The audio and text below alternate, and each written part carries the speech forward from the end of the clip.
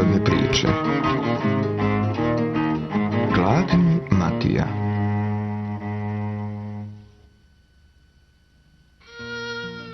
Nekada davno živeo je jedan čovjek. Bio je jako siromašan i nije posjedovao ama baš ništa. Zvao se Gladni Matija, pošto nije imao šta da jede. Jednoga dana ovaj siromah je odlučio da ode u šumu i da se obesi. Ispitao je sve krošnje kako bi utvrdio koja mu najviše odgovara.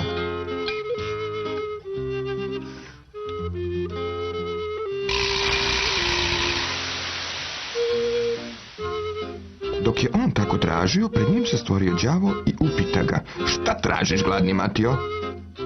"Tražim nešto da raspalim vatru koja će i sam pakao da satre. Osim ako nemaš nešto da mi ponudiš."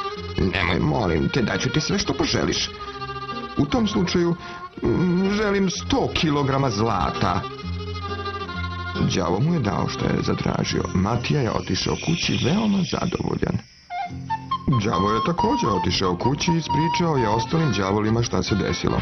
Ostali đavoli su 100 kilograma zlata smatrali poprilično preteranim i smišljali su kako da ga vrate. Jedan od njih je progovorio: "Idem da mu tražim da nam vrati zlato." Zatim je otišao kod siromaha i obratio mu se: "100 kilograma zlata je stvarno previše, stoga predlažem da pripadne jačem. Izazivam te na borbu." "Ja neću da se borim s tobom, jer bih te jednostavno bacio na zemlju i više nikada ne bi ustao, ali imam dedu koji ima 188 godina i živi u šumi." Otišli su u šumu, gdje je Matija rekao đavolu da uđe u pećinu. Đavo je ušao u pećinu i koga je tamo našao? Medveda. Nije znao šta je to. Medved je ležao na zemlji, a đavo ga je probudio s namjerom da se bori sa njim. Ipak, medved je bio znatno jači.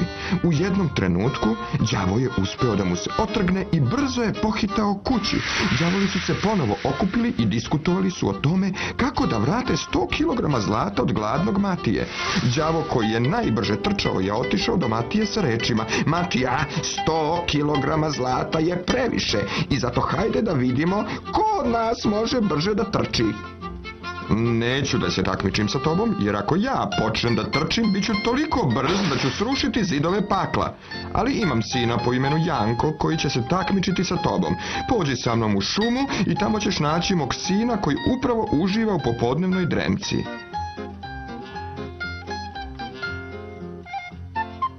Matija je tačno znao u kom grmu zec obično leškari.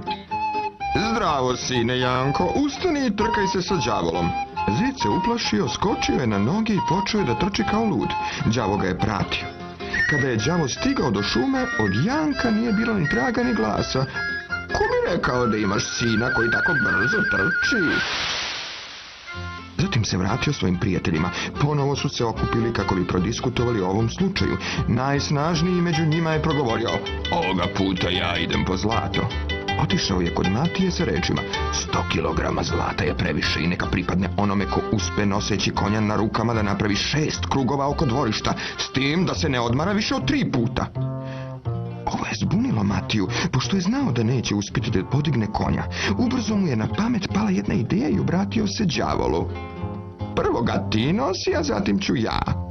Đavo je podigao konja i napravio je 6 krugova oko dvorišta. Kada je završio, bio je jako premoren i osjetio je jaku vrtoglavicu. Matija mu se obratio: "To nije ništa. Podigao si konja, nosio si ga unaokolo rukama, čak si se i odmarao. Ja ću nositi konja među nogama i napravit ću 9 krugova oko dvorišta i to bez odmora." Kada je sjahao s konja, rekao je đavolu: "Da sam jači od tebe. Čak i ako sam nosio konja među nogama, za razliku od tebe nisam imao potrebu da se odmorim." I ovaj đavo je otišao kući. Đavoli su se ponovo okupili i diskutovali o tome kako da vrate zlato. Jedan od njih je ustao i izjavio da će on biti taj koji će vratiti zlato. Zatim je otišao kod Matije. 100 kilograma zlata je previše i zato neka pripadne onome ko uspešnije preplaši onog drugog. "Naterat ćemo te da popiješ vruće ulje." "Popit ću ga." "A šta ako te upregnemo ramo da preoreš tinjave žeravice u paklu? Radit ću to ako baš moram. A šta ako te stavimo u čelični kotao i prospemo vruće olavo na tebe? Ako baš mora, izdržat ću. Sad ću ja tebe da uplašim. Đavo je shvatio da je situacija jako ozbiljna, pa je pohitao nazad u pakao i obratio se svojim prijateljima. Čuvajte se, gladnog Matije. Bolje da mu ostane tih 100 kilograma zlata nego da umre, jer je Matija veći đavo od svih nas zajedno. Kada je siromah umro, nije mu bilo dozvoljeno da ode u raj. Ideš u pakao, gdje i pripadaš. Bio si dobar prijatelj s đavolima. I tako je Matija otišao u pakao. Ali đavoli nisu ni tamo htjeli da ga puste. Nakon toga seo je ispred vrata raja gdje i dan danas sedi.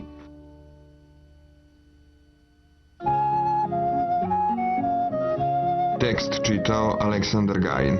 Realizacija Dubravko Badalić i Aleksandar Stojšin. Za Minimax kanal Cabo Internacional.